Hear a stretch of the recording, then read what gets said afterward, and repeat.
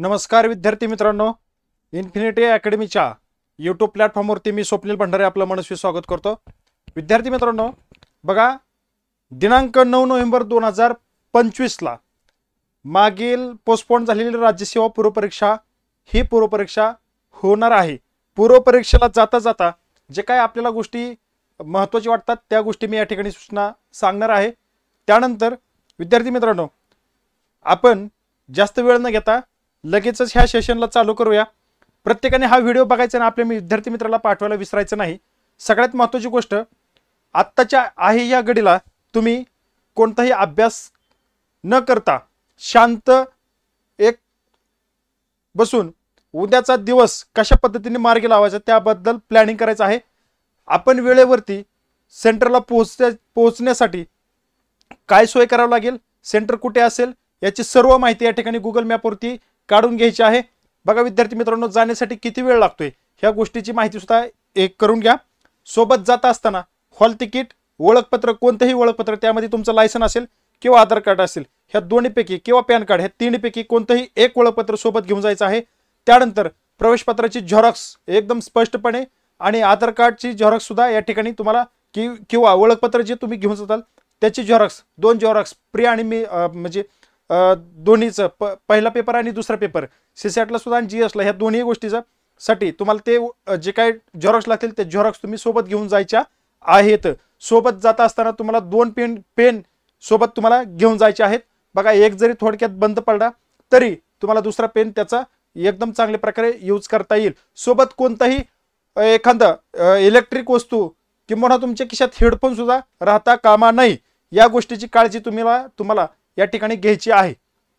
त्यानंतर सगळ्यात महत्त्वाची गोष्ट, अनुचित प्रकार घडू नये याकरता आपल्या पुढील विद्यार्थी आणि आपला पाठीमागील विद्यार्थी कशा पद्धतीने वागतात, पहिल्या एक आपल्याला पेपर आपल्या हातामध्ये मिळण्या अगोदर थोडं अनुकरण तुमचं असणं आवश्यक आहे।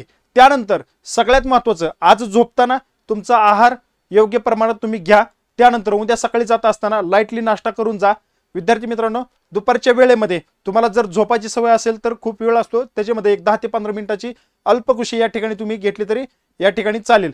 थोडे एक 10-15 मिनिटं तुम्हाला बुद्धीला आराम देण्यासाठी तेवढी रोजची सवय असल्यामुळे तुम्हाला ती द्यावी लागेल। त्यामुळे विद्यार्थी मित्रांनो, त्यानंतर सकाळचा नाश्ता हा तुमचा चांगला असावा, जेणेकरून तुम्हाला नंतर त्याचा एकदम कसलाही परिणाम होणार नाही अशा पद्धतीचा तुम्ही नाश्ता करा, एकदम हलकं जेवण करा। किंवा तुम्ही रूमवरून जाता असतानाच काही तुम्ही सोबत जरी एखादा पदार्थ तुम्हाला आता दिवाळीच्या मनात तयार केलेले असतील त्यातला एखादा पदार्थ तुम्ही सोबत घेऊन गेलात खाण्यासाठी तरी तो सफिशियंट आहे। जास्त जेवणावरती लक्ष कॉन्सन्ट्रेट करू नका। तुमचं जेवण हा महत्त्वाचा नाही, तुमचा पेपर हा खूप महत्त्वाचा आहे। मनामध्ये अजिबात भीती बाळगायची नाही। केलेल्या अभ्यासावरती तुमचा आत्मविश्वास हाच तुमचं शेवटचं शस्त्र असू शकतं युद्धामध्ये जिंकण्यासाठी तुमचा आत्मविश्वास खूप महत्त्वाचा आहे। आजपर्यंत केलेला जो काही अभ्यास आहे त्या अभ्यासावरती तुम्हाला पेपर द्यायचा आहे। तर जो काही केलेला जो आत्ताच्या घडीला अभ्यास आहे तो अभ्यास हा परफेक्ट आहे आणि याच बेसवरती मी ही लढाई जिंकणार आहे हे मनाला ठणकावून सांगा। तुमचा आत्मविश्वास हा तुमचं मनोधैर्य, मनोबल वाढवणारा हा सगळ्यात मोठा अस्त्र आहे। विद्यार्थी मित्रांनो, दुसरी गोष्ट, कोण काय म्हणेल आणि आपला एवढा अभ्यास राहिलेला आहे तेवढा अभ्यास राहिलेला आहे या गोष्टीचा विचार करू नका। ही रिव्हिजन राहिली, तो टॉपिक वाचायचं राहिला, ही सगळं जग लाख लपडी वाचायचे राहिले असतील, सगळं आत्ता सध्या बंद करून ठेवा। का तर विद्यार्थी मित्रांनो, अभ्यास हा तुमचा पेपर झाला तरी तुमचा होणार नाही। सगळ्यात महत्त्वाचं, ज्यावेळेस पुढे पेपर येईल त्यावेळेस समजेल की प्रश्न अशा प्रकारचे पडले होते आणि आपलं हे वाचून झालं पण ऐन वेळेला आठवलं नाही। ह्याला कारण एकच गोष्ट आहे की तुमची गोंधळलेली मनाची जी काही परिस्थिती ऐनवेळी तयार होते, ही गोंधळलेली परिस्थिती ऐनवेळी तयार करू नका। विद्यार्थी मित्रांनो, लक्षात असू द्या, हे तुमचा आत्मविश्वास शेवटच्या क्षणापर्यंत टिकून राहणं खूप गरजेचं आहे। एकदा का तुमच्या ह्या गोंधळलेल्या मनस्थितीने आत्मविश्वास जर हिरावून घेतला तर तुम्ही पुढे जाऊ शकत नाही। त्याकरता मनस्थिती स्टेबल ठेवणं हे खूप गरजेचं आहे। त्याकरता तुम्ही दिवसेंदिवस केलेले मेडिटेशन हे तुमचे आज कामी येणार आहेत। बघा, लक्षात असू द्या, स्वतःवरती कंट्रोल ठेवणं हे आपलंच काम आहे। आपलं जर स्वतःवरती कंट्रोल नाही, जर ते इतर वातावरण जे काही तयार होतं, जे काही नरेटिव्ह तयार होतो त्यावरती जर अवलंबून असेल तर विद्यार्थी मित्रांनो, तुम्ही स्वतःला ओळखण्याला कुठेतरी चुकलेला आहात आणि ही चूक आपल्याकडून होता कामा नये। त्याकरता स्वतःवरती कंट्रोल असणं खूप गरजेचं आहे। बघा, त्यानंतर तुमचा आहार झाला, तुमचा उद्या सकाळचा होणारा नाश्ता हा पुढे जाऊन तुमचं डोकं वगैरे दुखल अशा प्रकारचा करायचा नाही. त्यामुळं एकदम लाईटली नाश्ता जे आवडतं ते मनसोक्त जेवढं आवश्यक आहे तेवढंच खायचं आहे. कुठलाही त्रास होणार नाही याची तुम्ही काळजी घ्यायची आहे.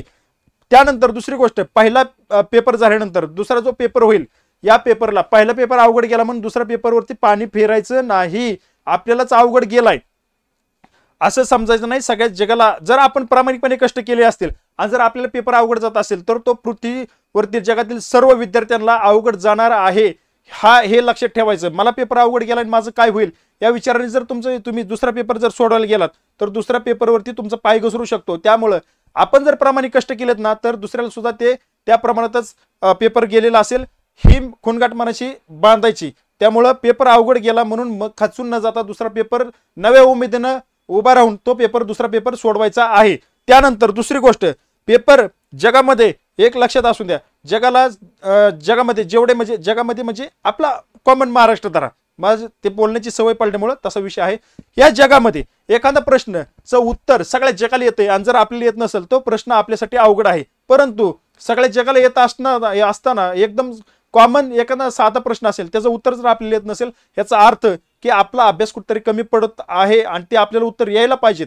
ह्याच्यावरती थोडी तुम्ही एक काळजीपूर्वक विचार करायला पाहिजेत. एकदम क्षुल्लक चुका असतात त्या चुका करू नका. दुसरी गोष्ट, गोल करत असताना व्यवस्थित गोल करायचा आहे. आणि सगळ्या मुलांची बऱ्यापैकी बघा विद्यार्थी मित्रांनो, अभ्यास खूप झालेला असतो परंतु ज्या वेळेस आपण प्रश्न सोडवत असतो त्यावेळेस आपण पेपरमध्ये समजा क्रमाने येणारा 39 नंबरावर तुम्ही प्रश्न वाचत आहात आणि तुम्ही 39 प्रश्न नंबर वाचल्यानंतर तुमचं उत्तर तुम्ही पर्यायामधून शोधलेलं आहे आणि गोल करताना तुम्ही 40 ला करताय.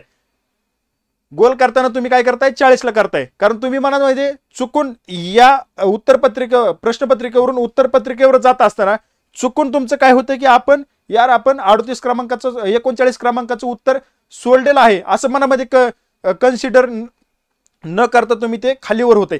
खालीवर होऊन द्यायचं नाही. तुम्ही उत्तर बरोबर सोडवताय आणि तुमचा जर सिरियल नंबर गोल करण्याचा त्या उत्तरपत्रिकेमध्ये चुकला तर तुमच्या आहे अशा सर्व अभ्यासावरती केलेल्या प्रयत्नावरती तुमचं पाणी फिरू शकतं. ह्या चुका हुशार विद्यार्थी, सगळ्यात जास्त हुशार विद्यार्थी ज्याचा अभ्यास झालेला आहे ती चूक ही करून येतात. खूप जणांनी ही चूक केलेली आहे. दुसरी गोष्ट, फास्टमध्ये सांगतो, दुसरी गोष्ट, अभ्यास करत असताना तुम्ही या गोष्टीवरती नियंत्रण ठेवलेलं असेल, मनावरती त्या बाबतीत नियंत्रण ठेवायचंय.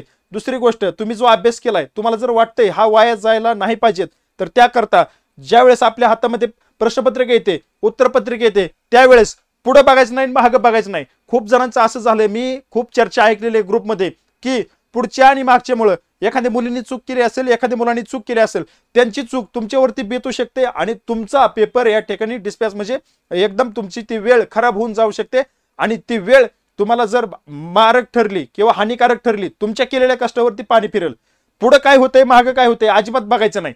आपला पेपर आपण आपला सोडवायचा आहे. जगामध्ये काय चाललंय होऊन जाऊन द्या, काय घेण देण नाही. पुढे काय चाललंय माहित नाही, माग काय चाललंय माहित नाही. आपलं फुल कॉन्सन्ट्रेटने पेपर सोडवणं हे आपल्यासाठी लाभदायक आहे. हा विचार त्या ठिकाणी करायचा आहे. शेजारच्याला काय पाहिजे, शेजारच्याने आपल्याला बोलवलंय, काय घेण देण नाही, तुझं तू नंतर बघ, पेपर संपल्यावरती लक्ष द्यायचं नाही.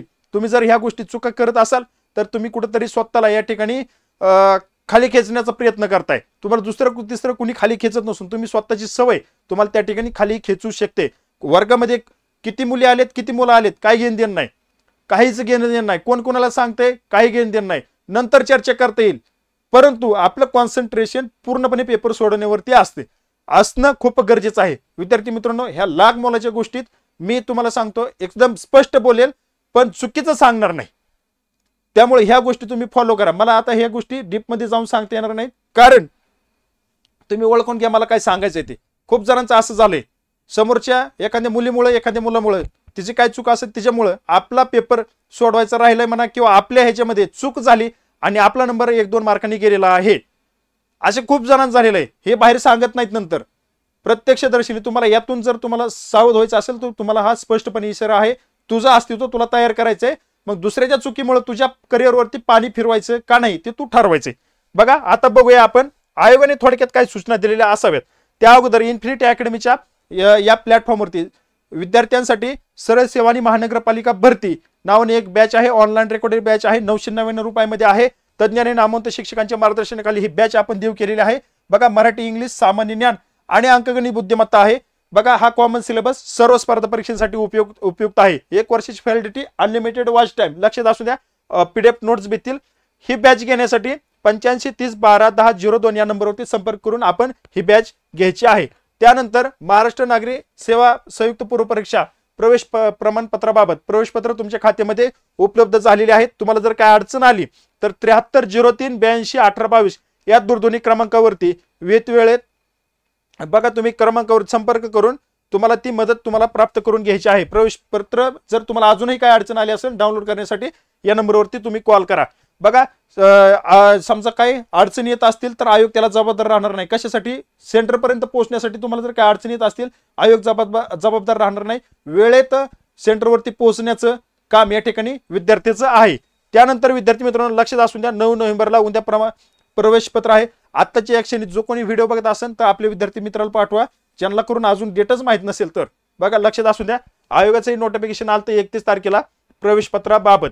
बघा अशा पद्धतीनं लक्षात असू द्या, या ठिकाणी सोबत काय काय न्यायचंय तुम्हाला मी सांगितल्याप्रमाणे तुमचं हॉल तिकीट आहे आणि ओळखीचा एखादा पुरावा तुमच्या सोबत असणं खूप गरजेचं आहे. विद्यार्थी मित्रांनो अशा पद्धतीनं परीक्षेला जाता जाता एक सूचना द्यावे वाटले म्हणून हा व्हिडिओ आपल्यासोबत शेअर केला. कसा वाटला कमेंटमध्ये सांगा आणि आपल्या विद्यार्थी मित्राला पाठवायला विसरू नका. या ठिकाणी थांबतो. धन्यवाद.